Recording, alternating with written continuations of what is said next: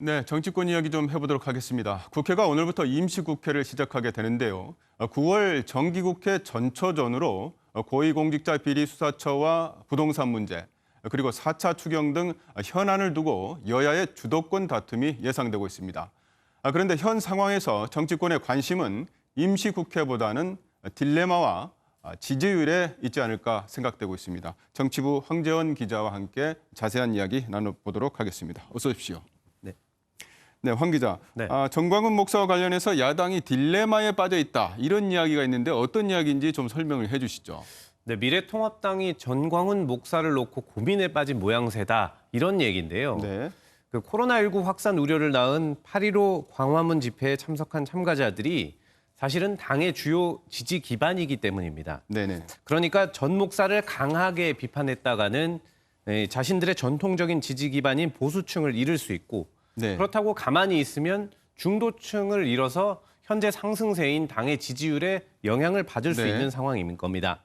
그래서 그런지 통합당은 이 전광훈 목사의 실명이 들어간 당 공식 입장은 아직 내지를 않고 있고요. 네. 방역의 중요성만 강조했던 기존의 며칠 전 공식 입장을 되풀이하고 있습니다. 네네. 직접 들어보시겠습니다. 다른 거 없으시죠? 조금 어정쩡하다는 비판이 있는데요. 전광훈 목사. 배준영 대변인이 논평하신 걸로 가름해 주십시오. 감사합니다. 오늘 하루. 네. 자, 상황은 이렇습니다. 네. 네. 하태경 의원 정도만 전광훈 목사를 좀 구속해야 한다 이렇게 목소리를 높이고 있는 상황입니다. 네, 그렇군요. 자, 이런 상황에서 그 전직 의원뿐만 아니라 통합당 소속 현직 의원들도 집회에 참석한 것으로 드러났는데 이런 점도 좀 곤혹스럽겠습니다. 네, 사실 통합당은 8.15 집회에 당 차원에서는 참석을 하지 않았었습니다.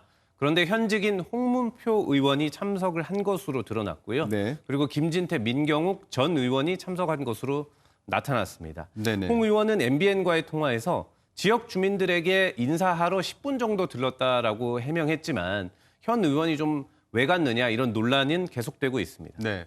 자, 일단 생각을 해보면 통합당 입장에서는 선을 긋기도 또 대응 안 하기도 참 난처한 상황이 아닐까 이런 생각이 드는데 더불어민주당 이런 점을 깊게 파고들고 있죠. 네, 민주당의 공식 입장을 먼저 들어보겠습니다. 네. 미래통합당은 대형교회를 중심으로 전개되고 있는 코로나19 위기는 철저히 외면한 채 제대로 된 입장 표명을 하지 않고 있습니다. 네, 당대표 선거에 나간 이 이낙연 후보도 광화문 집회를 대하는 태도와 전 목사의 이름 자체를 언급하지 않는 점을 보면 최근에 이 통합당의 좌클릭 행보가 진짜인지 의심스럽다 이렇게 네. 말했습니다. 네. 또 우원식 의원도 이 통합당의 전략적 침묵은 태극기 세력을 비호하겠다는 것 그 이상 그 이하도 아니다 이렇게 강하게 비판했습니다. 네.